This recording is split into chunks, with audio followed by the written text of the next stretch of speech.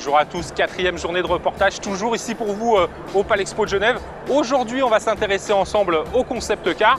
Eh bien, ça tombe bien puisque le Palais Expo, tous les ans, eh bien, c'est un peu la mecque des plus belles études, des plus beaux concepts. Vous voulez des preuves? Les voilà.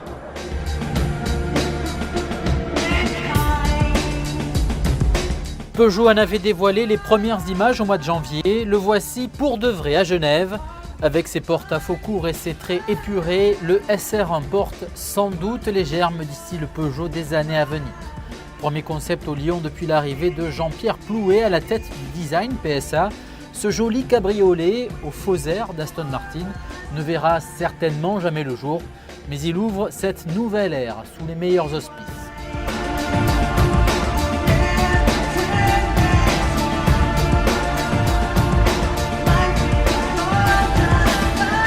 Malgré son gabarit plus compact, le Mercedes F800 préfigure notamment la prochaine génération de CLS.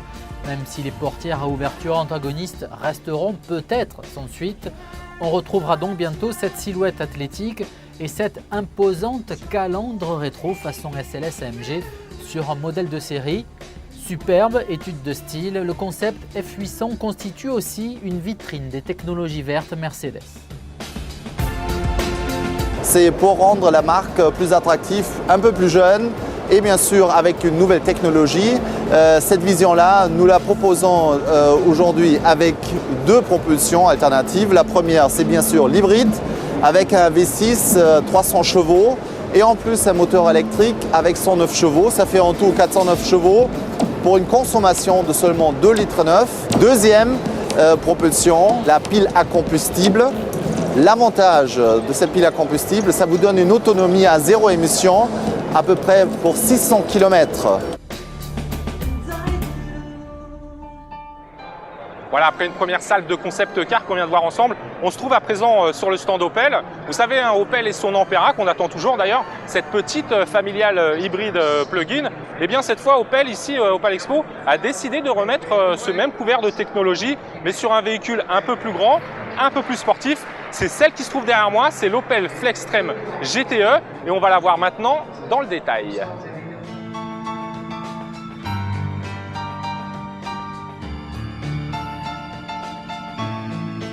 Non loin de l'Ampera, Opel décline la technologie hybride plug-in de GM sur un nouveau concept, plus grand et plus sportif, le Flextreme GTE. Lisse et élancé, ce coupé 4 portes de 4,76 m de long ne fait appel à son 4 cylindres thermique que pour recharger les batteries de son groupe électrique. Avec l'équivalent de 160 chevaux, le concept au Blitz atteint les 100 km/h en moins de 9 secondes. Le Flextreme peut rouler environ 60 km avant de commencer à consommer de l'essence.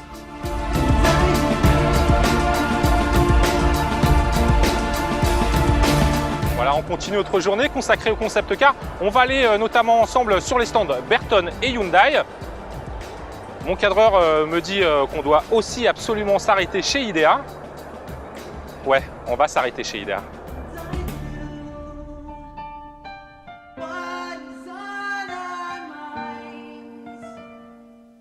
Élégance et sportivité, l'Institut IDEA présente son nouveau concept Sophia dans une robe rouge très glamour.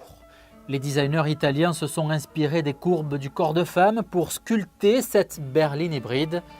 On n'y résiste pas.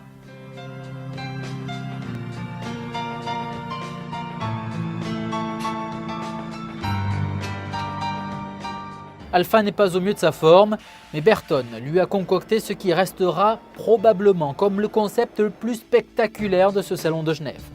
Sous des lignes futuristes, la Pandion emprunte la plateforme et le V8 de 450 chevaux de la 8C Competition.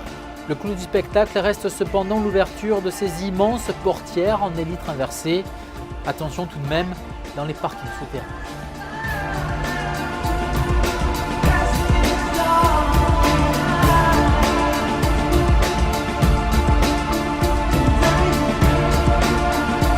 Connu en Europe pour ses citadines et ses SUV avant tout, Hyundai n'a pas renoncé aux grandes berlines.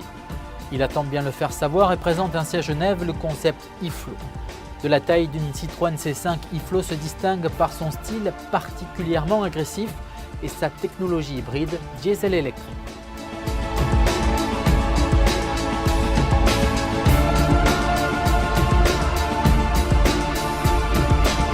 Voilà, c'est la fin de cette journée Opel Expo consacrée au concept car. Vous avez vu, il y avait du beau monde. Et bien demain, ça va être la même chose puisqu'on va s'intéresser aux sportives luxueuses.